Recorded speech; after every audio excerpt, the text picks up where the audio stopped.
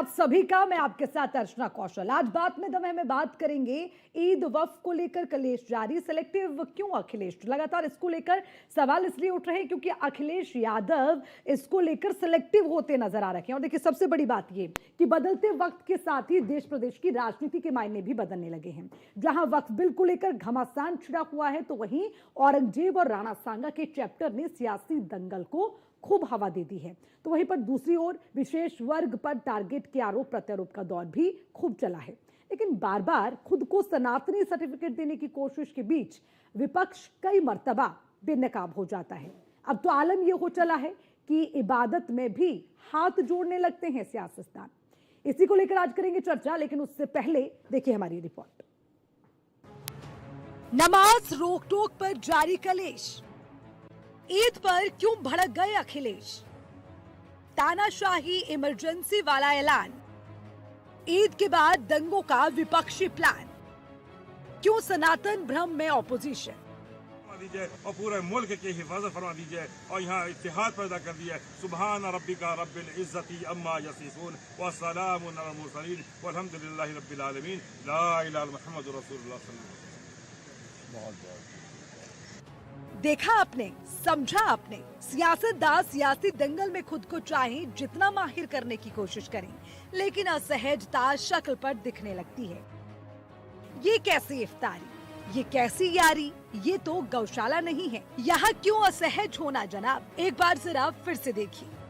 दीजिए और पूरे मुल्क की हिफाजत फरमा दीजिए और यहाँ इत्तेहाद पैदा कर दिया। सुबहान रब्बिका रब्बिल इज्जति अम्मा यसिफून व सलामुन अलल मुरसलीन वल्हम्दुलिल्लाहि रब्बिल आलमीन ला इलाहा इल्लल्लाह मुहम्मदुर रसूलुल्लाह सल्लल्लाहु अलैहि वसल्लम। अब जरा एक और ये वीडियो देखिए। ये जनाब है सपा के विधायक रविदास मल्होत्रा जी, जो है तो हिंदू लेकिन नमाज मौज से पढ़ रहे हैं।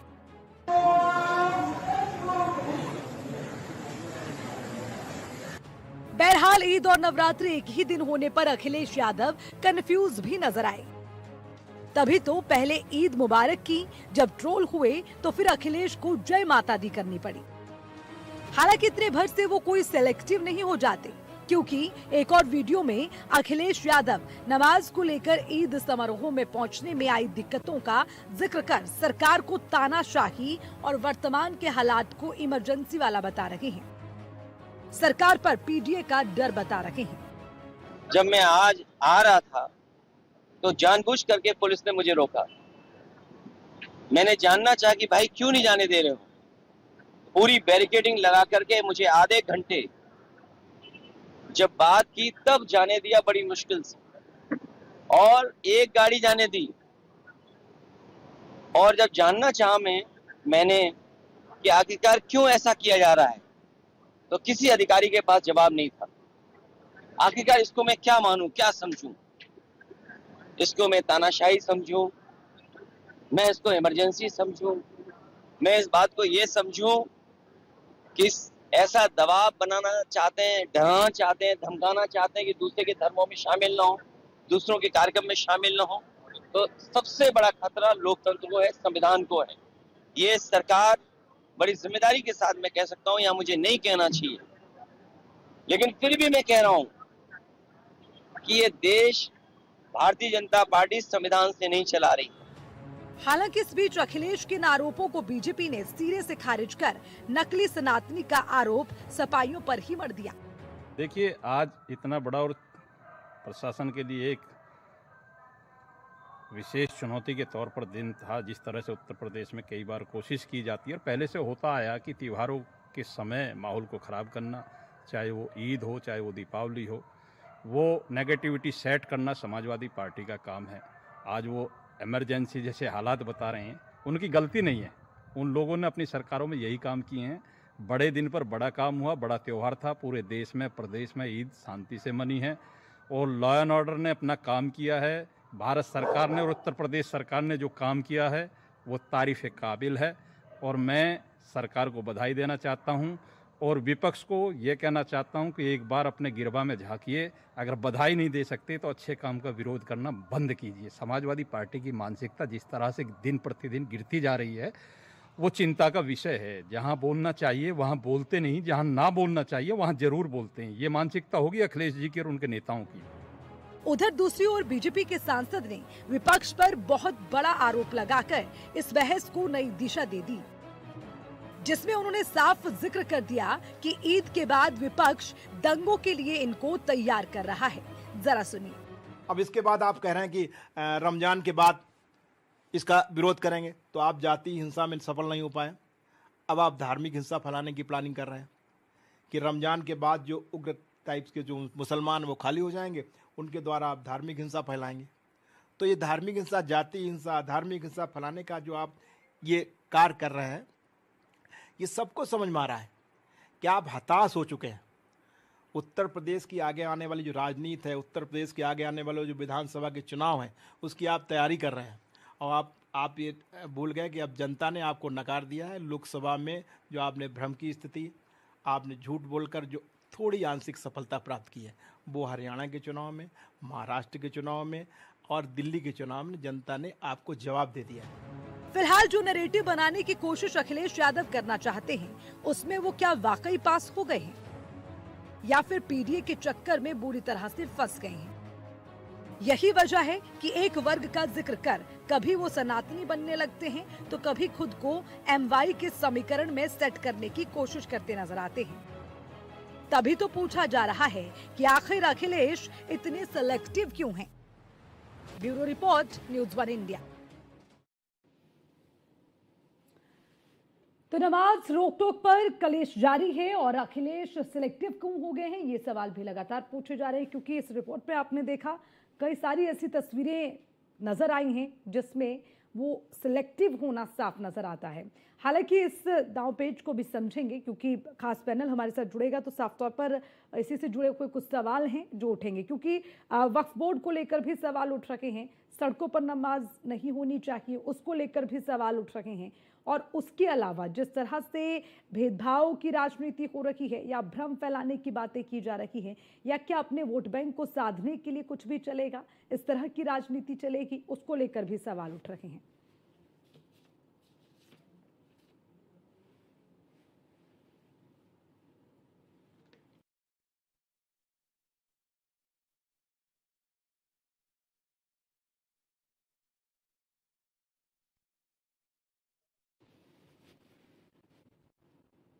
तो अब क्यों भड़क गए अखिलेश यादव, यहीं से ही इस चर्चा की शुरुआत होती है। और उसी के साथ जो सवाल आज उठाए गए हैं अखिलेश यादव की ओर से, चाहे वो तानाशाही की बात हो या उनको रोकने की कोशिश की जा रही है या फिर मिलजुल कर नहीं रहने देना चाहती है बीजेपी, तानाशाही की बात कह दी, देश को संविधान से बीजेपी नहीं चला पाती, ये तमाम सवाल हैं। इसी को लेकर चर्चा की शुरुआत करेंगे। सबसे पहले खास पैनल हमारे साथ जुड़ गया है, परिचय आपसे करवा देते हैं। कृष्ण मोहन पांडे, प्रवक्ता बीजेपी के, हमारे साथ हैं। बहुत बहुत स्वागत है कृष्ण मोहन जी आपका। डॉक्टर नितेंद्र सिंह, प्रवक्ता समाजवादी पार्टी से, हमारे साथ, आपका भी बहुत बहुत स्वागत करते हैं। निरंजन पोदार, पॉलिटिकल एक्सपर्ट, हमारे साथ हैं। निरंजन जी बहुत बहुत स्वागत है। और शुएब सिद्दीकी, मुस्लिम एक्सपर्ट के तौर पर हमारे साथ है। शुएब जी आपका भी बहुत बहुत स्वागत करते हैं। लेकिन शुरुआत आज बीजेपी से होगी, बहुत सारे सवाल हैं और उसी के साथ शुरुआत करते हैं। लेकिन सबसे पहला सवाल ये, आप क्यों समाजवादी पार्टी को रोकते हैं? बार बार क्यों बीजेपी अपनी मनमानी कर रही है? जानबूझकर आप इस तरह की चीजें करते हैं। आज भी अखिलेश यादव को रोक दिया, इतनी बैरिकेटिंग लगा दी कि भैया जैसे पता नहीं क्या बड़ा हो जाता। क्यों कर रही है इस तरह से बीजेपी तानाशाही? ठीक है सोना जी, भारतीय जनता पार्टी न किसी को रोकती है और न रोकने के लिए किसी भी दल को प्रयास करती है, क्योंकि हर दल का अपना संवैधानिक अधिकार है। वो हर स्थल पे जा सकते हैं, हर जगह जा सकते हैं और उसके हिसाब से अपना कार्य कर सकते हैं। फिर अखिलेश जी को क्यों रोक दिया?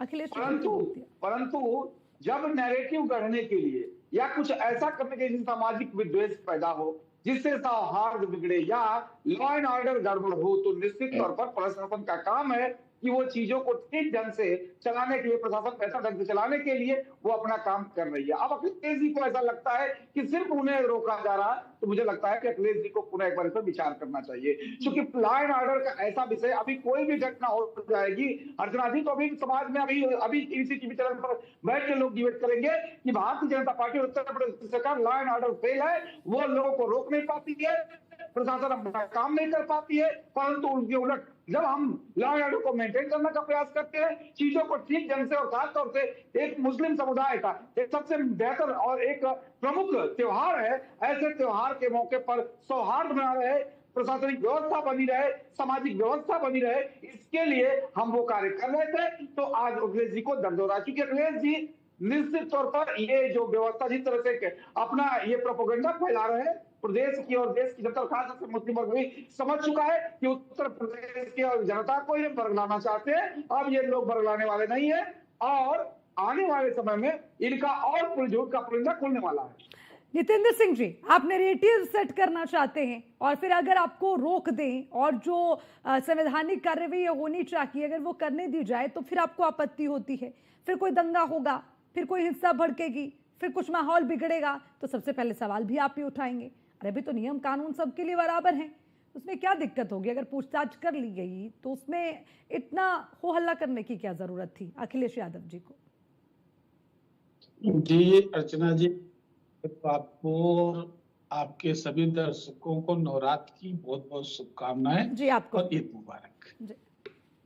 देखिए, ये कोई पहली बार नई तो घटना नहीं है, प्रतिवर्ष ईद आती है और हर जिले में सभी समाज के लोग, सभी पार्टी के लोग ईद के ईदगाह में जाते हैं और वहां उनको ईद की शुभकामनाएं दी जाती है। कोई ये नई परंपरा नहीं है। मैं तो देखता रहा हूं कि अभी तक अब इधर फिलहाल कुछ दिनों से भारतीय जनता पार्टी के लोग नहीं जा रहे, नहीं भारतीय जनता पार्टी के नेता भी जाते थे, हमारे विधायक जाते थे हर जिले में। और लखनऊ में चूंकि राजधानी है, वहां माननीय नेताजी रहे और माननीय अखिलेश यादव जी वहां पर हैं और वो हमेशा ईदगाह जाते और जाकर के ईद की बधाई देते, सारे लोगों को ईद मुबारक बोलते, मिल करके चले जाते। इसमें कहां से दंगा हो जाता है? भारतीय जनता पार्टी इतनी दंगों को लेकर भयभीत क्यों रहती? इनका हमेशा प्लान, हर काम में इनको दंगा दिखाई पड़ता है। कोई व्यक्ति सौहार्द बनाने जाएगा, कोई किसी से मिलने जाएगा, हम आपको होली की शुभकामनाएं दे आएंगे, तो ऐसा न अर्चना जी, नितिन जी आगे दंगा कर देंगे। आप हमारे घर अगर हमारे किसी साथी के घर ईद की शुभकामनाएं देने चले जाए, अरे दंगा हो जाएगा। इनके सपने में दंगा बैठ गया हर बात पर। ये पता नहीं भारतीय जनता पार्टी की सोच ऐसी होती जा रही कि पूरे प्रदेश में एक तरीके से एक डर का माहौल पैदा करना चाहते हैं हर समाज के बीच। हिंदुओं को मुसलमानों से डराना, मुसलमानों को हिंदुओं से डराना, और उस डर को जैसे कि एक बंदर जो है दो बिल्लियों को लड़ा करके पूरी रोटी खाने की कोशिश करता है, यहाँ भारतीय जनता पार्टी उस तरीके से लगातार डर का माहौल बना करके अपना सांप्रदायिक राजनीति का उल्लू सीधा करने का लगातार ये प्रयास करती है। इस राजनीति को बनना चाहिए। देश में तरक्की, अमन, चैन की बात होनी चाहिए। और अर्चना जी एक बात कह दें, कभी भी समाजवादी पार्टी नहीं चाहती कि दंगा हो, क्योंकि जब भी दंगा होगा तो निश्चित रूप से दो संप्रदायों का ध्रुवीकरण होगा और ध्रुवीकरण का फायदा हमेशा जब भी होता है तो सिर्फ भारतीय जनता पार्टी को होता है। और यही कारण है कि भारतीय जनता पार्टी दंगा कराने में, सांप्रदायिक तनाव कराने में, आपसी विद्वेष पैदा कराने पे विश्वास करती है, प्रयास करती है। समाजवादी पार्टी कभी नहीं चाहेगी कि आपस में दो संप्रदायों के बीच तनाव हो, ध्रुवीकरण हो। क्यों? क्योंकि जब भी क्यों आपको समाजवादी पार्टी की मंशा पर शक होता है? क्यों उन्हें आप शक की निगाहों से देखते हैं? अर्चना जी, भारतीय जनता पार्टी कभी भी और उत्तर प्रदेश सरकार कभी भी किसी को शक की निगाह से नहीं देखती है, चूंकि संवैधानिक अधिकार है, संविधान ने अधिकार दिया है तो वो करेंगे। परंतु अर्चना जी एक उदाहरण देना चाहूंगा मैं। पुलिस किसी भी कॉलोनी में किसी जगह पे पुलिस की चौकी खुलती है अर्चना जी, तो लोग खुशी मनाते हैं, मिठाई बांटते हैं कि अब हम सुरक्षित है, यहाँ पर पुलिस चौकी खुल रही है। परंतु आपको याद होगा जब संभल में पुलिस चौकी खुल रही थी तो सर्वाधिक समाजवादी पार्टी को हो रहा था, अरे साहब आपको किसको डर है? पुलिस चौकी आपके घर खुल रही है, वहां पे पुलिस रहेगी, आपको सुरक्षा देगी। सुरक्षा जो पुलिस देती है उससे इनको डर है, एक विषय। दूसरा लोग आप ध्रुवीकरण से भारतीय जनता पार्टी को लाभ होता है। भारतीय जनता पार्टी का ध्रुवीकरण करती है साहब, लखनऊ और सेंसिटिव जगह पे जहां पे दंगे हिंदू मुसलमान के दंगे नहीं होते हैं, यहाँ सिया सुन्नी के दंगे होते हैं। मुझे लगता है आपको लखनऊ की तहजीब को, लखनऊ के तहजीब को समझना होगा, यहाँ के कल्चर को समझना होगा। तो निश्चित तौर पर यहाँ पे ऐसा कोई सांप्रदायिक माहौल न बिगड़े जिससे कि सिया सुन्नी या ऐसे कोई भी व्यवस्था जिससे कि लॉ एंड ऑर्डर मेंटेन ना हो पाए, लॉ एंड ऑर्डर बिगड़ जाए, इसके लिए पुलिस लगाई गई थी। परंतु आपको लगता है कि पुलिस आपके लिए लगाई गई थी, तो मुझे लगता है आपको पुनः इस पर विचार करना होगा। और मैं पुनः इस बात को कहता हूं कि भारतीय जनता पार्टी उत्तर प्रदेश में कहीं भी सौहार्द न बिगड़े, इसके लिए ठीक है अपने कार्य में अपना काम कर रही है, प्रशासन अपना काम कर रहा है, सरकार अपना काम कर रही है, लेकिन अखिलेश यादव इतने ठीक है कृष्ण मोहन जी, ठीक है, अखिलेश यादव इतने सिलेक्टिव क्यों नजर आ रहे हैं नितिन जी? मतलब वो कंफ्यूज हो जा रखे हैं, ईद पढ़ें या जय माता दी करें। मैंने एक वीडियो भी दिखाया था, तो इतने कंफ्यूज हैं। उसके अलावा पूरे तौर पर सिलेक्टिव भी नजर आते हैं, उनकी बात भी मैंने सुनी है। मतलब ये फिर से सिलेक्टिव पॉलिटिक्स करने का ट्रेंड शुरू कर रही है समाजवादी पार्टी। अब पीडीए से नहीं काम चलेगा तो एमवाई पे वापस आएंगे इस फैक्टर पर। ये जो आपका प्रश्न है, ये भारतीय जनता पार्टी कार्यालय से प्रायोजित प्रश्न है। फालतू हम बात नहीं करें selective नितिन जी, नहीं है। प्लीज। मैं बड़ी अब आप जाइए भाई। नहीं नहीं आप- नहीं नहीं, चलिए, मैं हमें- बिल्कुल नहीं रुकूंगी। आप मेरे ऊपर सवाल उठा रहे हैं और मुझे कह रहे हैं रुक जाइए। नितिन जी, ये मेरे साथ बैठ के मत करिएगा, ये बाकी जगह पे आप करिएगा, मेरे साथ नहीं। मेरे सवाल मैं खुद तय करती हूँ, ये मेरा शो है। नहीं प्लीज, आप इस तरह की बात नहीं। नितिन सिंह जी, आप नहीं। आपने प्रश्न किया, आप पर आरोप नहीं लगाना चाहते थे, हम इसलिए भारतीय जनता पार्टी का नाम लेकर के आपको जवाब देना चाहते हैं, लेकिन हम आज अरे तो आप साफ कहिए, उनके प्रवक्ता बैठे हैं इस चर्चा में, आप मुझे मत बोलिए। यहाँ पे कोई पार्टी किसी को लिख के नहीं देती। नहीं, अब आप फिर ऐसी बात क्यों करते हैं नितिन जी, क्यों करते हैं आप ऐसी बात? आप मुझे उकसाने वाली बातें मत किया करिए प्लीज। बात कड़वी क्यों लगती है? कड़वी क्यों लगती है? आपका सवाल है। सवाल मेरा है, ये क्या आपका मतलब? आईटी सेल बीजेपी से लिखकर आया, क्या मतलब है इस बात का नितेंद्र जी? आप इतने पढ़े लिखे, आपसे ऐसी बचकानी बातों की उम्मीद मैं नहीं करती हूँ। दोबारा मत बोलिएगा नितेंद्र जी, सवाल पे आइए। सिलेक्टिव पॉलिटिक्स क्यों कर रही है समाजवादी पार्टी? आप कर रहे हैं सिलेक्टिव पॉलिटिक्स। ईद करने के लिए आप चले जाते हैं वहां पे, फिर वहां पर आपको समझ नहीं आता कि नमाज पढ़ें या फिर जय माता दी के नारे लगाएं। सवाल कड़वा लगता है आपको। दिखाया है मैंने रिपोर्ट में, लेट आए हैं आप, नहीं देखा आपने। जवाब दीजिए। अब आपका सवाल हो गया, जवाब दे। बिल्कुल दीजिए, बोलिए। अब जरा एक मिनट दीजिएगा, जितने सवाल किया उतने देर जवाब देने का हमें मौका दीजिएगा। देखिए, हम सेलेक्टिव नहीं है, हम सदाबहार, हम एवरग्रीन है, क्योंकि हम भारतीय हैं। अच्छा, अब आप रोकना, हम एवरग्रीन है क्योंकि हम भारतीय हैं और हम संविधान को मानते हैं, और संविधान में प्रत्येक व्यक्ति को अपने मजहब के हिसाब से पूजा, प्रार्थना, इबादत करने की पूरी आजादी है। चूंकि being a politician, being a Samajwadi party के राष्ट्रीय अध्यक्ष, वो सबकी भावनाओं की कद्र करेंगे। उन्हें मुसलमानों के यहाँ भी ईद की बधाई देने जाना होगा, वो क्रिश्चियनों को भी क्रिसमस की बधाई देते हैं, वो सिखों को भी उनकी त्योहारों पे बधाई देते हैं, और हिंदुओं को होली और दिवाली और दशहरा की भी, हम लोग रामनवमी की भी बधाई देते हैं। आपको अरे बधाई तो मुख्यमंत्री जी ने भी दी है ईद की बधाई मुख्यमंत्री जी। अरे बधाई देना, नमाज पढ़ना अलग बात है ना। अगर आपके मुस्लिम भाई भी घर पर आते हैं दिवाली पर, तो क्या पूजा करने नहीं ना लग जाएंगे? पूजा करने लग जाएंगे, मंत्र पढ़ने लग जाएंगे? नहीं ना। बधाई देने में और नमाज पढ़ने में फर्क है कि नहीं? आप भी नितेंद्र जी कैसी बातें करते हैं आप? तुम आदरणीय अखिलेश जी नमाज पढ़ रहे थे, आपको नमाज पढ़ते दिखाई पड़े? नहीं, आप अखिलेश जी, बाकी नेताओं की जिम्मेदारी नहीं है आपकी। मैंने एक और वीडियो दिखाया था, मैं दोबारा चंक काट के आपको दिखाती हूँ। समाजवादी पार्टी के साथ दिक्कत एक है, बार बार याद दिलाना पड़ता है, करके भूल जाते हैं। अक्सर मेरे साथ ये होता है, कह देंगे नहीं नहीं ये अखिलेश यादव ने नहीं बोला, फिर मुझे काट कर क्लिप दिखाना पड़ता है। आप सीधे बोलिए ना, पीडीए वाला दांव अब खत्म हो गया क्या नितेंद्र जी? अब आप कुछ नया खोज रहे हैं 2027 के लिए?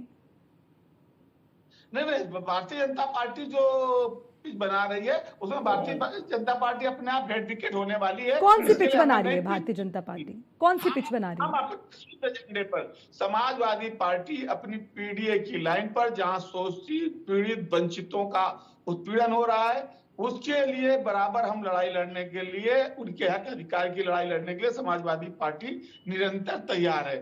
और वो महंगाई, बेरोजगारी के अपने मुद्दे पर, किसानों के सवालों पर, नौजवानों के सवाल पर समाजवादी पार्टी मजबूती से खड़ी थी, खड़ी है और खड़ी रहेगी। इसी लाइन पर भारतीय जनता पार्टी उसको उलझाएगी, कभी वो गाय, कभी गंगा, कभी राम मंदिर, कभी सब, उसके पास काम की बात ही नहीं करते हैं।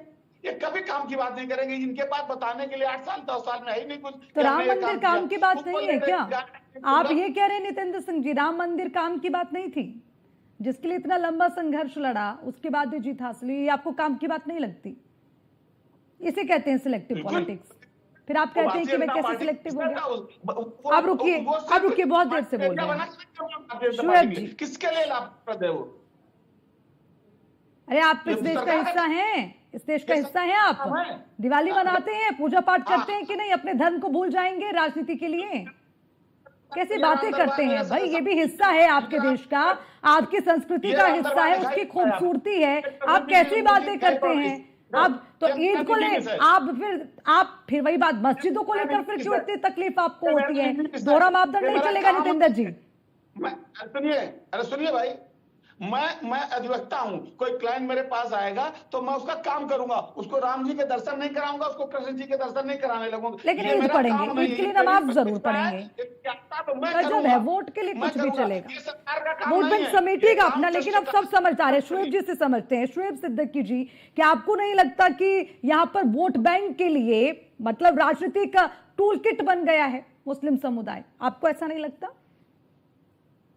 देखिए अर्चना जी, ऐसा है जब डिबेट रहे तो मैं समझता हूँ शुरू में हर इंसान से एक बार उनकी बात ले ली जाए तो मैं समझता हूँ ज्यादा बेहतर रहेगा। बहरहाल अर्चना जी, जी मैं मुल्क के वजीर आजम नरेंद्र मोदी जी को और रियासत के वजीर आला योगी आदित्यनाथ जी को, आपको और पूरे अहले वतन को ईद की दिल की गहराइयों से मुबारकबाद देता हूं। आपको भी देखिए अर्चना जी, ऐसा है जी, देखिए ऐसा अर्चना जी है, वोट बैंक की राजनीतिक आजादी के बाद से शुरू हो गई। जी।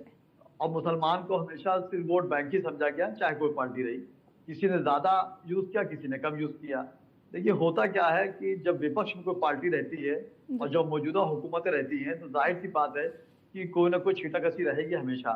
नरेंद्र मोदी जी का 14 या 13-15 में एक बयान मैंने दिल्ली में स्पीच दे रहे थे, मुझे बहुत अच्छा लगा था, जो आज तक मुझे याद है। जी। पहले बार प्रधानमंत्री बने थे तो उन्होंने कहा था कि विपक्ष कमजोर है, मुझे काम करने में मजा नहीं आ रहा है, और विपक्ष जब आलोचना करता है तो मुझे काम करने में मजा आता है। देखिए बात यहाँ पर अखिलेश यादव की आप आइए। देखिए अखिलेश यादव जी ने, वो हमेशा जाते हैं और सब लोग जाते हैं, ऐसा नहीं कि डिप्टी सीएम हमेशा हमारे विजय पाठक जी बराबर आते हैं, अजय राय साहब आते हैं ईदगाह में, ऐसे बात नहीं है। मुख्यमंत्री ने आप पे खुद ही कहा कि मुबारकबाद दी। होता क्या, देखिए सिस्टम में क्या होता है, मुख्यमंत्री जी ने मेरे ऐसा नहीं कहा होगा कि अखिलेश यादव को ना जाने दो। जी। कभी कभी होता क्या है कि आप देखिए कहीं गाड़ी चेकिंग चल रही होती है तो सीओ साहब दूर बैठे रहते हैं, लेकिन कांस्टेबल बहुत अकड़ के गाड़ी रोकता है साहब को खुश करने के लिए कि साहब देखिए मैं उसको रोक रहा हूँ और साहब पे नजर पड़े मैं खुश हो जाऊं। तो मैं समझता हूँ हमारे मुख्यमंत्री बहुत समझदार हैं, बहुत सख्त फैसले जाने रहते हैं, वो छोटी हरकतें नहीं करेंगे। अब वहां पर उन्होंने भीड़ देखी, क्यों नहीं जाने दिया, ये नजरिया मैं समझता हूँ कि बहुत बेहतर नहीं है। अखिलेश यादव ने जो बात कही है मैं समझता हूँ कई हद तक अपने हिसाब से सही कहा कि देखिए किस वजह से रोका, क्या किया, प्रशासन की बात बतानी पड़ेगी बकौल अखिलेश यादव के कि उन्होंने कोई जवाब नहीं दिया प्रशासन ने जो रोके हुए था कि क्यों नहीं रोका जा रहा, आपको क्यों रोका जा रहा। तो मैं समझता हूँ इस तरह की हरकतें करके मैं समझता हूँ क्या कोई छवि जो है खराब करने की कोशिश कर रहे हैं। और जाहिर सी बात मुल्क की गंगा जमने की तहजीब है। आप देखिए यहाँ पे भी होली गुजरा था और माशाल्लाह से मैं समझता हूँ कि इतनी बगावत होने के बाद भी मैंने खुद होली अपने एडवोकेट भाइयों का मनाई। रोजा खोलने के बाद मैं गया, उन्होंने सिर्फ यहाँ पे पेशानी पे मेरा लगा दिया, यहाँ गुलाल लगा दिया, कहा कि आप होली मुबारक हो। और मैं ईद भी सुबह से मैं घर पे हूँ, आज मैं कहीं जा नहीं पाया और लोग बराबर मेरे ज्यादा मैक्सिमम मेरे हिंदू भाई आ रहे हैं। तो मैं हमेशा बात कहता हूँ कि हिंदू दिखाई दे कि मुसलमान दिखाई दे, आंखें तरस रही कि इंसान दिखाई दे, ऐसा मुल्क बनना चाहिए। और सस्ती शोहरत पाने के लिए इस तरह की बातें मंजरेआम पे लाके हिंदू मुस्लिम में खाई ना पैदा करे। इस मुल्क में ईद और दिवाली हमेशा एक साथ बनाई जाती है और दोनों भाई लोग एक साथ बनाते हैं, लेकिन चंद सालों से आप देखिए ये मुख्यमंत्री लेकिन ये खाई पैदा करने वाले लोग कौन है शुएब जी? ये खाई पैदा करने वाले लोग कौन है? कौन है ये खाई पैदा करने वाले? देखिए खाई पैदा करने वाले तो अर्चना देखिए होता है, वही मैं कह रहा हूँ अर्चना देखिए खाई पैदा करने वाले लोग जो है हर समुदाय में होते हैं, हर पार्टी में होते हैं और उनको खुशी होती है। उनको पहचानना पड़ेगा, आपको पहचानना पड़ेगा। उनकी पहचान कौन करेगा शुएब जी? बिल्कुल हम यहाँ पहचान करेंगे, हम यहाँ पहचान करेंगे और कोशिश करेंगे इस तरह की बातें मंजरेआम पे ना आए। वो करते क्या है कि वो हल्की चुटकी ले लेते किसी मौजू पर, पीछे हट जाते, फिर उसके बाद होता क्या कि माहौल को बिगाड़ने की कोशिश की जाती है। आप बताइए इतना बड़ा मामला था यहाँ पर और आप देखिए कितने लोगों ने यहाँ पे रात दिन एक करके सब काम किया और उसमें माशाल्लाह से हर चीज अच्छी रही। आज ईद की नमाज भी देखिए बहुत सुकून से गुजरी, कहीं कोई ऐसी बात नहीं रही, लाखों आदमी ने नमाज पढ़ी। चलिए बहुत अच्छी बात है, आप इस बात को तो मानते हैं कि जो प्रशासन की तैयारियां हैं वो सार्थक रही और चाहे वो हिंदू समुदाय या मुस्लिम, सभी ने एक दूसरे के त्योहार को सम्मान दिया और बड़े प्यार से हजारों सैकड़ों हजारों लोगों ने ईद आज इस त्योहार को मनाया और वाकई में बहुत खूबसूरत रही वो तस्वीरें जो हमने देखी। खैर शुएब जी आऊंगी आपके पास। निरंजन पोद्दार जी, अब पूरा लब बोलो। अब मैं आपके पास इसीलिए लास्ट में आई हूँ क्योंकि देखिए सवाल कई तरह के उठ रहे हैं। अखिलेश यादव तानाशाही कह रहे हैं, तानाशाही रवैया बीजेपी का है और संवैधानिक तौर पर देश को चला नहीं पा रहे हैं, ये अखिलेश यादव कह रहे हैं। इसके अलावा और वो ये भी कह रहे हैं कि उनको जानबूझ के रोकने की कोशिश की जाती है कि भैया ताकि हम मिलने जुलने ना जाएं, हम उनके त्योहार में शामिल ना हो सके, क्योंकि बीजेपी तो चाहती नहीं कि आपस में भाईचारे से रहें, मिलजुल कर रहें। ये आरोप बार बार लगते हैं, लेकिन आपको नहीं लगता कि यहाँ पे कुछ सिलेक्टिव भी नजर आता है? रविदास मल्होत्रा जी को आपने देखा, कहने को हिंदू हैं लेकिन बड़ी मौज में नमाज पढ़ रहे थे। अखिलेश यादव अपने सनातनी होने का सर्टिफिकेट तो देते हैं, लेकिन अगर मंदिर की बात हो तो वो काम की नहीं लगती, मस्जिद की बात तो हो तो उनके लिए मुद्दा बन जाता है। जवाब दीजिए। देखिए अर्चना जी, थोड़ा सा समय दीजिएगा, बड़ा बिल्कुल बिल्कुल, बोलिए बोलिए। इस प्रश्न का उत्तर मिलेगा आपको। हाँ। पहली बात यह है कि जिस तरीके से आप देख रहे हैं कि आजादी के बाद इस देश का मुसलमान राजनीति का एक सब्जेक्ट बन के रह गया है, चाहे मैं इस पक्ष की बात करूं चाहे उस पक्ष की बात करूं। जिस तरीके से आपने देखा होगा कि कोई पक्ष जो है यानी कि विपक्ष जो है वो मुसलमानों के तुष्टीकरण की बात करता है और मुसलमानों को ये दिखाने की कोशिश करता है कि हम आपके बहुत सबसे बड़े हित चिंतक हम आपके हैं, और लेकिन दिया दिलाया कुछ नहीं। और वो इसलिए मैं कह रहा हूं क्योंकि आप देखेंगे जिस तरीके से आजादी के बाद में पिछले 75 वर्षों के बाद में मुझे ऐसा लगता है कि आज मुसलमान जो आम मुसलमान है, वो चाहे शिक्षा में हो, चाहे स्वास्थ्य में हो, चाहे कुपोषण में हो, चाहे क्या आप अर्थव्यवस्था में हो, आप देखिए समाज के सबसे पिछले और सबसे निचले स्तर पे जा पहुंचा है। अब दूसरी तरफ आप देखेंगे तो अब जैसे पिछले कुछ वर्षों से एक ट्रेंड सा बन गया है कि मुसलमान को एक टेनिस बॉल की तरह इस्तेमाल किया जा रहा है। एक इधर से मार रहा है, दूसरा राजनीतिक दल उधर से मार रहा है, लेकिन स्कोर हो रहा है या तो इस राजनीतिक दल का या उस राजनीतिक दल का, केवल और केवल मुसलमान को तो चोट पड़ रही है। और इसके अंदर मुझे ऐसा लगता है कि मुसलमान समाज को स्वयं ये चीज देखनी पड़ेगी। और रही बात अखिलेश यादव जी की, तो देखिए अखिलेश यादव जी की तो जो समाजवादी पार्टी है कहीं ना कहीं उसकी फाउंडेशन इसी आधार पे हो रखी है, और उनके कंधे पे तो एक बैताल की तरह उन्होंने इस मामले को लेकर के, समझ लीजिए तो आपने विक्रम बैताल वाला मामला सुना होगा, कहानी सुनी होगी, उसी तरीके से ये जो जिसको कहते हैं मुस्लिम प्रेम का उन्होंने अपने कंधे पे एक बेताल टांग रखा है।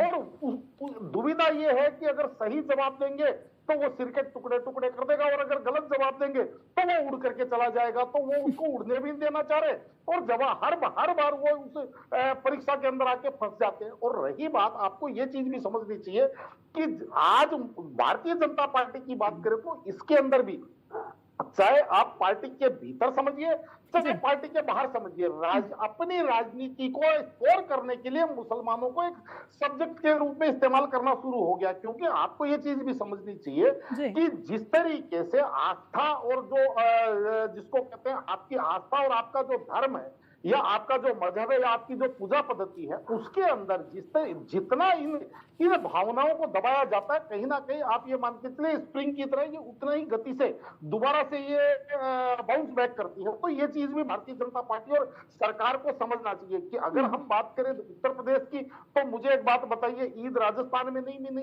ईद मध्य प्रदेश में नहीं बनी, ईद देश के बाकी 28 राज्यों में भी तो बनी है, लेकिन यहाँ पे जिस तरीके से एक बयान वीरों की फौज सी खड़ी हो गई, और जिसको कहते हैं कि आज की तारीख में, हाँ ठीक है मैं तुष्टीकरण का विरोध करता हूं, तुष्टीकरण चाहे इस पक्ष का हो चाहे उस पक्ष का हो, लेकिन अति सर्वत्र वर्जित है। अगर तुष्टीकरण को समाप्त करने के नाम पे अगर आप किसी एक वर्ग की भावनाओं को या एक वर्ग के जो संवैधानिक अधिकार है उनको जब कुचलना चालू कर देते हैं, और इसके अंदर भी आप ये देखेंगे जब शासन जनित ऐसी चीजें होने लग जाए, यानी कि शासन में बैठे हुए लोग अपने आप को हिंदू हृदय सम्राट, शासन प्रशासन के अंदर बैठे हुए लोग अपने आप को इस तरीके से हीरो बनाने के लिए कि हमारे बयान वायरल हो रहे हैं, और खाली उस चीज के लिए ऐसे बयानबाजी करने लग जाए, मुझे लगता है कि ये कतई ना समाज के हित में है और ना कहीं ये देश के हित में है। और आज की तारीख में बड़ी वेदना होती है कि जब मैं ये देखता हूं कि इस देश का तंत्र पूरा का पूरा, चाहे उसके अंदर आप शासन प्रशासन कुछ हुड़दंगी लोग, चाहे वो इस पक्ष के हों चाहे उस पक्ष के हों, आज जिस तरीके से एक उन्माद की सी परिस्थिति आपको दिखाई दे रही होगी, और मुझे माफ कीजिएगा, मैं आपका और आपके चैनल के बारे में नहीं बोल रहा, लेकिन आज की तारीख में जो अधिकांश मीडिया है उसके अंदर भी आप देखेंगे 3 कैटेगरी हो रखी है। जो मीडिया प्रहरी होना चाहिए था वो मीडिया या तो दरबारी हो गया या व्यापारी हो गया, और उनको भी आज की तारीख में केवल ये हिंदू मुसलमान का जो सब्जेक्ट है वो सबसे ज्यादा पसंदीदा सब्जेक्ट नजर आ रहा है। जो समस्या है, जो जनता की समस्या है, जो वास्तव में जो समाज के अंदर जो उस मीडिया का जो नहीं निरंजन पोद्दार जी, ये समस्या मीडिया की नहीं है, ये समस्या राजनीति की है। आप लोग क्या परोस रहे हैं? सबसे बड़ा सवाल ये है, या तो कुछ बड़ा करिए या तो विपक्ष भी स्ट्रांग हो, सरकार भी उन मुद्दों को लेकर आए जिनको मीडिया दिखाएं। आप ऐसी ऐसी चीजों पर अगर रोक टोक हो जाए, सड़कों पर आने के लिए आप ऐलान कर दें, फिर आप ये कह दें हमें रोक दिया, अगर यही बातें आप करते रहेंगे, देश को चलाने वाले कौन है? राजनेता ही है ना। अब आप लोग जो बातें करेंगे वही तो दिखाएंगे। या तो आप बेरोजगारी की बात करिए, महंगाई की बात करिए, तो वो तो मुद्दा दिखाएं। उस पक्ष को नहीं समझता कोई, सिर्फ कहने भर के लिए, क्योंकि मीडिया को टारगेट करना है, तो उसको लेकर सवाल उठाना आसान हो जाता है, जैसे जितेंद्र जी भी अभी कर रहे थे। खैर, मैं आऊंगी वापस आपके पास। कृष्ण मोहन जी, आप देश संविधान से क्यों नहीं चला सकते? क्या दिक्कत है बीजेपी को? मिली जुली संस्कृति से देश चले, ये क्यों नहीं चाहती है बीजेपी? ये बड़ा गंभीर आरोप लगाया है आप पर अखिलेश यादव ने। अर्चना जी, एक बात स्पष्ट कर दूं कि भारतीय जनता पार्टी के एक एक कृत्य संविधान से प्रेरित है, संविधान द्वारा दिए गए अधिकारों के अंतर्गत है। परंतु अब अखिलेश जी कौन से संविधान से देश चलाना चाहते हैं ये तय करना होगा। जो उन्होंने संविधान तय कर रखा है कि खुलेआम तौर पर किसी जाति को, किसी धर्म को, किसी संप्रदाय को आप कुछ बोल नहीं सकते, ये आपका अधिकार नहीं है, परंतु खुलेआम कहते हैं कि पिछड़ी जाति के लोग, अगड़ी जाति के लोग, दलित जाति के लोग ये लूट लिए, वो लूट लिए, ये जो चर्चा करते हैं, इस समाज को, इस देश को नागरिक, इस देश के लोगों को नागरिक के तौर पर नहीं, वो अगड़ा, पिछड़ा, दलित, मुसलमान और आदिवासी के तौर पर देखते हैं, तो निश्चित तौर पर इस देश का वो संविधान, उनके संविधान में अंतर है। वो भारतीय जनता पार्टी देश के एक एक नागरिक को नागरिक तौर पर और संवैधानिक अधिकारों के प्रदत्त व्यवस्थाओं के अंतर्गत देखती है। कहाँ देखती है? बीजेपी तो तानाशाही रवैया अपना रही है। भाई सड़कों पर नमाज मत पढ़िए, छतों पर भी मत पढ़िए, फिर आप अखिलेश यादव को वहां पर रोक देते हैं। भाई त्योहार है, वो किसी से मिलने जाए, उनकी अपनी स्वतंत्रता। बीजेपी आज लोकतंत्र के लिए खतरा बन गई है। ये इतना बड़ा आरोप अगर आप पर लग रहा है तो इस पर विचार करने की जरूरत है कि नहीं? अर्चना जी, पुनः इस बात को मैं दोहरा रहा हूं कि इस देश का एक एक नागरिक स्वतंत्र है। तो क्यों रोका अखिलेश यादव को? क्यों रोका वहां पर? और खासतौर से जब उत्तर प्रदेश में बाबा की सरकार हो, किसी के को भी रोकने का किसी को अधिकार नहीं है। परंतु यदि प्रशासनिक व्यवस्था के तहत किसी अधिकारी ने रोक करके किसी व्यक्ति को, क्या हुआ ऐसा? अखिलेश यादव ने क्या किया कि उनको वहां पर रोकना पड़ गया? यदि जांच कर ले या जांच की बात कर दी या माहौल ठीक करने के लिए कह दिया कि सर 2 मिनट की जांच हो जाए, ये आपको अपराध लगता है, तो मुझे लगता है आपको पुनः अपने संविधान की और कानूनी व्यवस्था की पुनः जांच करनी होगी। और एक मुख्यमंत्री के तौर पर जब आप पूर्व मुख्यमंत्री रहे तो प्रशासनिक व्यवस्था को ठीक से समझते होंगे। आपने देखा हमारे भाई तोयब जी ने इस बात को स्वीकार किया कि उत्तर प्रदेश सरकार की पुलिस ने जितने बेहतर ढंग से प्रशासन को संभाला, जिसका प्रतिफल ये रहा कि उत्तर प्रदेश में शांति और सौहार्दपूर्वक ईद मनी और मुसलमान भाइयों ने धन्यवाद दिया उत्तर प्रदेश सरकार को। यह उत्तर प्रदेश से पहली बार हुआ कि कहीं हिंसा नहीं हुई, कोई व्यवस्था गड़बड़ नहीं हुई। तो ये मात्र और मात्र उत्तर प्रदेश सरकार में हो सकता है, क्योंकि हम संविधान के तहत प्रदत्त अधिकारों को, जो भी प्रशासनिक व्यवस्था उसको ठीक करके लोगों को सौहार्द बना रहे, सांप्रदायिक व्यवस्था बनी रहे, भाईचारा बना रहे, उत्तर प्रदेश देश की नजीर बने, उसका आज प्रतिफल दिखा है कि पूरे उत्तर प्रदेश में शांति से ईद मनी है। परंतु अखिलेश जी को नहीं लगता है कि ये प्रशासनिक व्यवस्था ठीक है, संवैधानिक व्यवस्था ठीक है। तो मुझे लगता है अपने चश्मे को और अपने संविधान की परिभाषा को दोनों को पुनः एक बार जितेंद्र सिंह जी जवाब दीजिए। देखिए, इन्होंने बड़ी लंबी स्पीच दे दी इस विषय पर, छोटा सा जवाब था। क्या आदरणीय यादव जी कोई अजनबी अननोन पर्सन है उत्तर प्रदेश के लिए? इस प्रदेश के मुख्यमंत्री रहे, नेता विरोधी दल रहे, मौजूदा सांसद हैं और उन पर जेट की सिक्योरिटी प्राप्त है। जा रहे हैं, सबको पता, प्रोटोकॉल जारी होता है कि वो अब घर से इतने बजे निकलेंगे और इतने बजे यहां पर पहुंचेंगे। प्रशासन को पता होता है उनका एक एक मिनट का। मूवमेंट प्रशासन की जानकारी में होता है। क्या प्रशासन को, वहां के सीईओ को, वहां के इंस्पेक्टर को नहीं पता था कि आदरणीय अखिलेश यादव जी आ रहे हैं, ईदगाह जाएंगे? तो ये कोई नई बात नहीं है। तो प्रतिवर्ष का कार्यक्रम है कि इतने बजे, और फिक्स टाइम होता है कि इतने बजे नमाज होगी, इतने बजे वहां पर लोगों का मेला होगा, इतने बजे वहां पहुंचेंगे। जा रहे थे कि ये आधे घंटे तक उनको रोक के खड़ा रख के उनको पूछना पड़ रहा है, बताइए भाई कि हमको क्यों रोक के रखा गया है, हमारा कौन सा अपराध है, हमको बम लेके जा रहे हैं, मेरी तलाशी ले लीजिए, हमको संतुष्ट हो जाइए, मेरी आईडी चेक कर लीजिए, मैं ही अखिलेश यादव हूँ, उत्तर प्रदेश का पूर्व मुख्यमंत्री, इसके बाद तो जाने दे देते अरे महाराज जी। अखिलेश यादव जी आखिर पूर्व कौन सा मुख्यमंत्री हैं नहीं, नितेंद्र जी, तो कि कानून और आप प्रशासन व्यवस्था से ऊपर हो जाएंगे क्या? ऊपर हो जाएंगे? आप बताइए। जी नहीं, अगर वो पूर्व मुख्यमंत्री जी, क्या रहे कह रहे हैं, कानून व्यवस्था, कानूनी व्यवस्था प्रशासन से कोई ऊपर है क्या, ये कह रहे हैं आप? कानूनी व्यवस्था नहीं, जो है, बिल्कुल। प्रशासन की जो कार्यवाही, उसको ये तो कानून- पूरा करेंगे कि नहीं? अगर 2 मिनट के लिए उन्हें रोक के पूछ भी लिया, आप जानते हैं इस वक्त हालात किस तरह के हैं, संवेदनशील हैं, उसके लिए पहले से व्यवस्थाएं होती रही हैं, भाई माहौल खराब ना हो, ये कुछ नया तो नहीं है, आप जानते हैं ये व्यवस्थाएं किस लिए की गई हैं। तो भाई अगर वो सब अंडर कंट्रोल रहे, उसके लिए 2 मिनट रोक लिया तो क्या आपत्ति हो गई नितेंद्र जी? अर्चना जी 2 मिनट नहीं रोक लिया, 2 मिनट रोक लेते, व्यवस्था बना देते, तो उसमें कहाँ आपत्ति किसी को? कितने मिनट आधे रोका है घंटे फिर? तक रोक, आधा घंटा नहीं जाने रोका। देने की बात कही। आधे घंटे अर्चना जी रोका। तो आपका, अच्छा, अर्चना जी मुझे भी जवाब देने दिया नहीं, करिए। ठीक है, मैं तो कंफर्म कर रही थी, जाने बोलिए। नहीं दे रहे थे, उन्होंने रोका कि आप नहीं जा सकते, प्रश्न किया गया, ऊपर बात हुई, इसके बाद आधे घंटे बाद उनको इजाजत दी गई एक गाड़ी के साथ कि आप चले जाएंगे।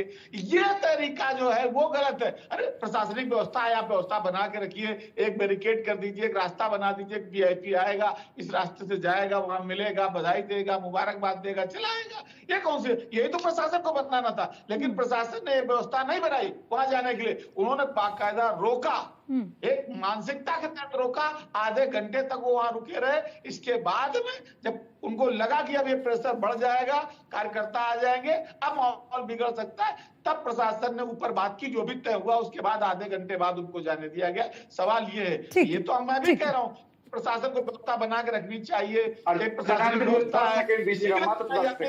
ठीक है, ठीक है, काउंटर करिए जल्दी से, फिर मैं शुएब जी के पास जाऊंगी जल्दी। अच्छा शुएब जी, आपने काउंटर किया।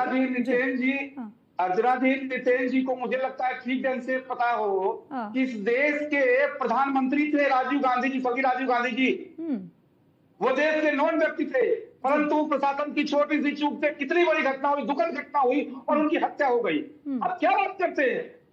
अखिलेश जी विपक्ष के नेता रहे, अखिलेश जी एक सम्मानित व्यक्ति हैं, परंतु उनके प्रशासनिक, उनकी सुरक्षा की जिम्मेदारी प्रशासन की है। आप नहीं तय करेंगे कि अखिलेश जी कब जाएंगे, कब रुकेंगे, उनके सुरक्षा की जिम्मेदारी उत्तर प्रदेश सरकार की है, उनके सुरक्षा की जिम्मेदारी प्रशासन की है।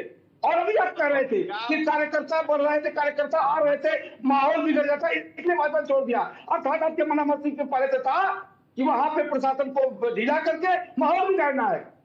आप जैसे के लोग, ठीक है नितिन जी, बात ही खत्म हो गई। ये तो भाई सुरक्षा व्यवस्था दुरुस्त बनी रहे भाई, ये तो बात अखिलेश यादव जी की सुरक्षा व्यवस्था की भी कर दी इन्होंने तो। अरे रोकना था उसने जिसको बम लेके आया था, उसको नहीं रोका। राजीव गांधी को रोकना चाह रहे थे, क्या बात है? अरे भाई बम लेके आने वाले को रोकना चाहिए था प्रशासन को, कि राजीव गांधी को रोक लेना चाहिए था?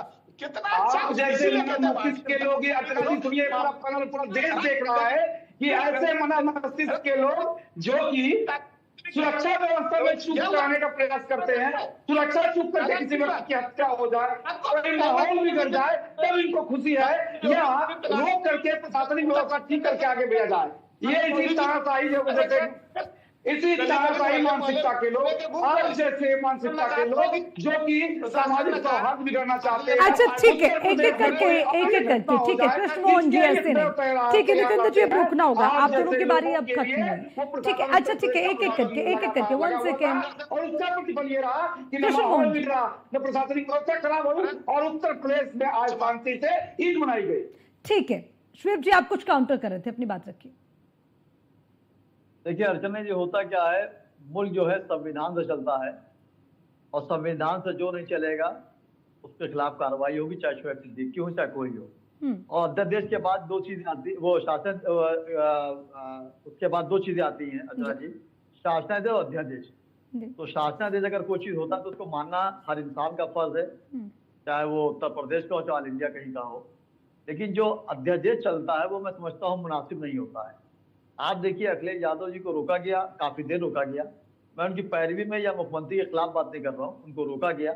मैं समझता हूँ ये चीज सामने मंदिराम पर आज कल में आ जाएगी और मुख्यमंत्री जी चूंकि ये छोटी चीज नहीं है, जाहिर सी बात, वो सांसद भी हैं, विपक्ष के नेता भी हैं, 37 सांसद उनके हैं, विधायक कितने सब आप जानती हैं, विपक्ष के नेता भी हैं। और बीजेपी को अगर यूपी में कोई डिफीट देने की अगर कोशिश भी करता है तो वो अखिलेश यादव है, बाकी तो सब पार्टियां आप जान रही है जमींदोज हो चुकी हैं।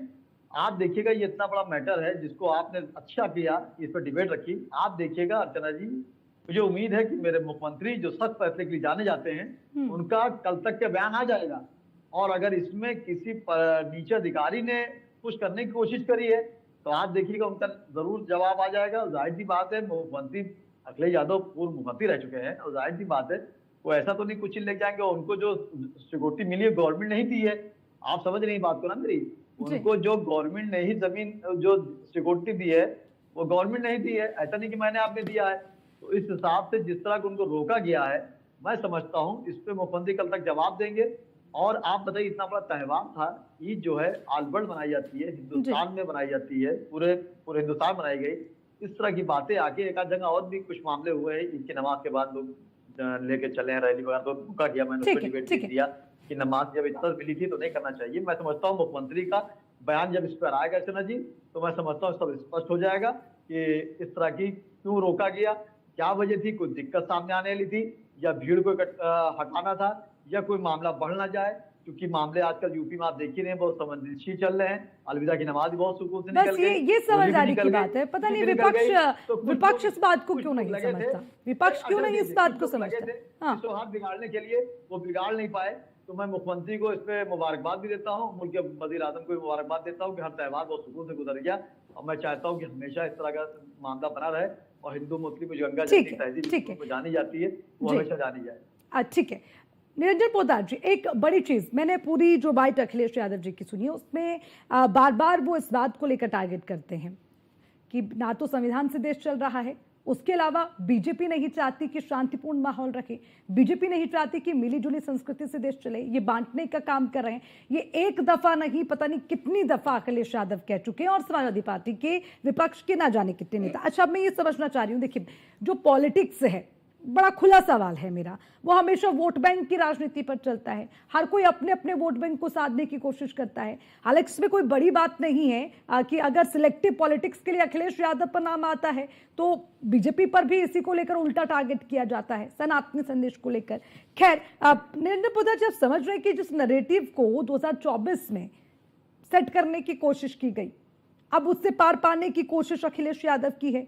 क्या वाकई उसमें पास हो जाएंगे या फिर अब जो पीडीए का चक्रव्यूह उसमें फंस गए अखिलेश यादव? देखिए अर्चना जी, निश्चित रूप से आपको एक चीज दिखाई देगी, 2024 के जो लोकसभा चुनाव थे उससे पहले क्या अखिलेश यादव जी को देखिए, यानी कि साल 1.5 साल 2 साल से पहले जिस तरीके उन्होंने एक मध्यम मार्ग की राजनीति अपनाई, यानी कि वो ये उनके बयान भी कि हम विष्णु जी के मंदिर बनाएंगे और हम ये करेंगे, ऐसा लगने लगा था कि ये अखिलेश यादव जी कहीं बदलती हुई समाजवादी पार्टी के राष्ट्रीय अध्यक्ष है और बदलते हुए अखिलेश यादव जी हैं। लेकिन जैसे ही 2024 के लोकसभा चुनाव के अंदर जनता ने उनके ऊपर थोड़ा सा भरोसा किया और उनको उनकी आशा से विपरीत जब उनको सफलता दी, मुझे ऐसा लगता है कि उसके बाद में उन्होंने कहीं ना कहीं अपना माइंड सेट भी बदला और अपने सलाहकार भी बदले। क्योंकि आज अखिलेश जी जिस चीज को साधने पर लगे हुए हैं, आज अखिलेश जी जिस राजनीति को साधने पर लगे हुए हैं, अखिलेश जी को यह चीज समझ में नहीं आ रही कि जब आप इस पिच के ऊपर खेलेंगे, यानी कि हिंदू मुस्लिम की पिच पे खेलेंगे, तो कहीं ना कहीं आप ये मान के चलिए भारतीय जनता पार्टी को आप फुल टॉस बॉल और आप भारतीय जनता पार्टी के मुफीद आप गेम का परिणाम आएगा। और वो मैं इसलिए कह रहा हूं क्योंकि देखिए निश्चित रूप से आपको ये चीज समझ में आनी चाहिए कि आज अखिलेश जी, जैसे मैंने आपको बोला था कि विक्रम बेताल की तरह उनके सर पे ये चीज लदी हुई है, वो इसलिए कह रहा हूं क्योंकि आज का मुद्दा अगर हम बात करें कि जिस तरीके से अभी चर्चा हो रही है कि अखिलेश यादव जी को वहां जाने के लिए क्यों रोक दिया, भाई आपको पहले तो ये चीज समझनी चाहिए कि अखिलेश यादव जी क्या वहां पे व्यक्तिगत कैपेसिटी से जा रहे थे? वो तो वहां पे एक राजनीतिक रैली के रूप में लेके जा रहे थे। अगर उनको जाना होता, एक गाड़ी में बैठते जाते, और उसके बाद में देखिए ये सारी की सारी चीजें तय करता है शासन प्रशासन, क्योंकि कई बार आपने देखा होगा कि वेदर ठीक नहीं है, कई बार परिस्थितियां ठीक नहीं है, तो आपने ये भी देखा होगा कि पदस्थ जो मुख्यमंत्री और प्रधानमंत्री को भी वहां जो सिक्योरिटी एजेंसी है वो कहीं ना कहीं कई जगह एक बार रोक देती है, कुछ चीज के कुछ देर के लिए डिले कर देती है, या प्रोग्राम निरस्त तक कर देती है उनका कि अभी वहां जाना उचित नहीं है। तो कहने का तात्पर्य ये है कि लेकिन आप केवल पॉलिटिकल माइलेज के लिए, अब इसके अंदर मैं फिर वहीं पे आऊंगा कि यहां पे समझना पड़ेगा उस मुस्लिम समाज को कि आपका इससे कितना भला हो रहा है। जो अखिलेश यादव जी की राजनीति या जो राजनीति जिस मोड पे चल रही है, इस मोड के ऊपर आप मुस्लिम समाज अपने आप को कितना लाभान्वित महसूस कर रहा है या कितना अपने आप को नुकसान में महसूस कर रहा है। और उनको ये चीज समझ करके जो आज राजनीति के शिकार बने हुए हैं, राजनीति के शिकार में इस पक्ष और उस पक्ष दोनों की बात कर रहा हूं कि मैंने जैसे प्रारंभ में कहा था कि टेनिस बॉल की तरह इस्तेमाल हो रहा है, स्कोर हो रहा है, या तो ठीक है, यानी कि एक टूल किट, जैसे कि मैंने कहा, एक टूल किट की तरह इस्तेमाल किया जा रहा है। ठीक है नितेंद्र सिंह जी, मैं कहती हूँ कि सिलेक्टिव पॉलिटिक्स क्यों, तो आप ये कहते हैं कि सिलेक्टिव पॉलिटिक्स कैसे हो गई। अच्छा आप मुझे बताइए, समाजवादी पार्टी के विधायक हैं रविदास मेहरोत्रा जी, उनका वीडियो देखा आपने नमाज पढ़ते हुए? देख रहा हूं। तो आप देख रहा हूं, आप चल रहा है। अच्छा मेरे ही टीवी स्क्रीन पर देख, चलिए बढ़िया है, अपडेट हो जाते हैं आप न्यूज़ वन इंडिया को देख के, तो उसे आप क्या कहेंगे? इसमें क्या कोई रोक है क्या? कोई नमाज नहीं पढ़ सकता है? अगर उनकी आस्था है तो वो अपने मुस्लिम भाइयों के साथ बैठ करके अगर वो उनकी इबादत में शामिल हो रहे हैं, इसमें कोई प्रतिबंध है? हम लोग गुरुद्वारे में जाते हैं तो कई बार उनका कपड़ा लेते हैं, वहां अपने मत्थे में बांधते हैं, गुरुद्वारे में जाकर के हम मत्था टेकते हैं जाकर के। आप भी दिल्ली अगर जाती होंगी कई बार गुरुद्वारे में, तो आप भी अपने सर में कपड़ा बांध करके, अगर किसी की चर्च में जाती होंगी तो आप भी हाथ जोड़ करके प्रार्थना कर लेती होंगी। ये तो सनातन धर्म के हिंदुओं की विशेषता है, बाकी लोग ये नहीं कर सकते। कोई दूसरे संप्रदाय का व्यक्ति जा करके नहीं कर सकता, लेकिन यही तो सनातनियों की। अरे मेहरोत्रा साहब अगर गले मिल रखे होते उनके साथ मजे से बैठ के बातचीत करते तो आपत्ति नहीं होती, लेकिन अब नमाज पढ़ रहे हैं वहां पर, उस पर भी आप कह रहे हैं कि आस्था है, तब तो मैं तो इसीलिए सवाल पूछ रही थी। खैर अच्छा, अब जाति हिंसा, सुनिए ना, आप पे एक और आरोप लगा है, जाति हिंसा के आधार पर बांटने की कोशिश समाजवादी पार्टी ने की तो उसमें कामयाब नहीं हुए, और अब धार्मिक हिंसा फैलाना चाहते हैं, ईद के बाद उनको दंगों के लिए तैयार कर रहे हैं, ये आरोप लग रहे हैं। अवस्थी साहब ने कहा है, रमेश अवस्थी सांसद बीजेपी के। अपने सेंटेंस को भी नहीं बोलने दोगे, आप हर बात हमारे मुंह में डाल दोगे, हमें सेंटेंस तो पूरा कर लेने दीजिए प्लीज। मैं ये कह रहा हूं, ये कोई समाजवादी पार्टी का फतवा नहीं है, ये समाजवादी पार्टी की गाइडलाइन नहीं कि सारे विधायक जाकर के या नेता जाकर के नमाज पढ़ेंगे। अच्छा समाजवादी पार्टी फतवा जारी करती है क्या जितेंद्र जी? आपत्ति भी क्यों, इस पे चर्चा क्यों? अगर रविदास मल्होत्रा अपनी विधानसभा में जा करके अपने साथियों के साथ नमाज पढ़, सनातन पे आप बात भी नहीं करना चाहते, राम मंदिर को आप फालतू काम कह देते हैं, नमाज पे हम पूछ लें तो आप कहते हैं कि चर्चा क्यों हो रही है? आप ऐसे गुमराह करते हो। इसके लिए कहता हूँ कभी कभी भारतीय जनता पार्टी आरएसएस का अंश आपके पास आ गए। ये आप तब कहते हैं जब आपको मेरे सवाल थोड़े से तीखे लगते हैं, आप चुभने लग जाते हैं, जब थोड़ा सा इंजेक्शन अरे नितेंद्र जी आपके पूरी डिबेट को रिवाइंड करिएगा। अब आप मुझे कह रहे हैं कि आप फालतू काम बता रहे हैं, ये आप झूठ नहीं बोल रही हैं, यहाँ पर सार्वजनिक रूप से झूठ बोल रहे हैं। अब मुझे जवाब नहीं देना पड़ेगा। आपने ये बात कही है, मैं फिर मुझे सबूत देना पड़ेगा। सरकार का काम नहीं है, सुनिए मेरी बात को। अच्छा, सुनिए, जवाब लीजिए। मैंने कहा ये सरकार का काम नहीं है, ये उस ट्रस्ट का काम है। ट्रस्ट ने मंदिर बनाया, चंदा लिया और वहां पर आज भी धन उगाही हो रही है। ये काम सरकार का नहीं है, इसको सरकार को। अरे प्रभु, मैंने कब कहा सरकार का काम है? आप ही कह रहे हैं कि राम मंदिर, काशी, ये वो मथुरा की बातें इधर उधर, अब उनकी बातें करने के अलावा आप बेरोजगारी की बात करिए, आप सड़कों पर क्या कहते हैं, आप महंगाई की बात करिए। ये बात तो आपने छेड़ी, मैंने तो नहीं कहा, तब मैंने आपसे ये पूछा। नितेंद्र सिंह जी, आप अपने कहे हुए बातें भूल जाते हैं। खैर, मैं बीजेपी के प्रवक्ता है हमारे साथ, उनके पास अब मैं जानना चाहूंगी। कृष्ण मोहन जी, क्या आप ये लोग जानबूझकर करते हैं कि मतलब अगर आप ऐसा करेंगे तो जो असल मुद्दे हैं वो दब जाएं? मतलब ये सब आप इसीलिए करते हैं ताकि जो बुनियादी मुद्दे हैं वो दब जाएं और जनता इसी में उलझी रहे, जैसे कि महंगाई, बेरोजगारी। समाजवादी पार्टी के साथी और समाजवादी पार्टी के लोगों को खास और खास तौर से अखिलेश जी को इस बात की समझ नहीं आती, भारतीय परंपरा को समझने का और भारतीय राजनीति को समझने का समय नहीं है इनके पास। इनको विकास का मतलब सिर्फ बड़ी बड़ी बिल्डिंग्स बना देना, नदियों के किनारे पुल बना देना वही है। लेकिन मेरे भाई को इस बात का समझ होनी चाहिए कि संस्कृति से समृद्धि का बहुत बड़ा योगदान है, और जिस राष्ट्र की संस्कृति समाप्त हो गई, जिस राष्ट्र की परिकल्पना समाप्त हो गई, निश्चित तौर पर वो राष्ट्र समाप्त हो जाता है। तो भारतीय जनता पार्टी संस्कृति से समृद्धि की परिकल्पना को लेकर जाती है, और ये हम आस्था में व्यवस्था की बात करते हैं।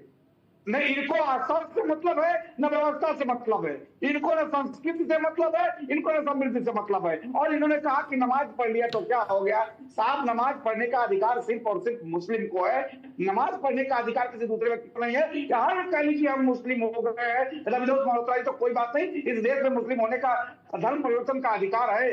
परंतु आप ये कहे कि हम नमाज पढ़ने चले गए अपने विधानसभा में तो कोई बात है, कोई बात नहीं, कभी मंदिर में भी चले जाते।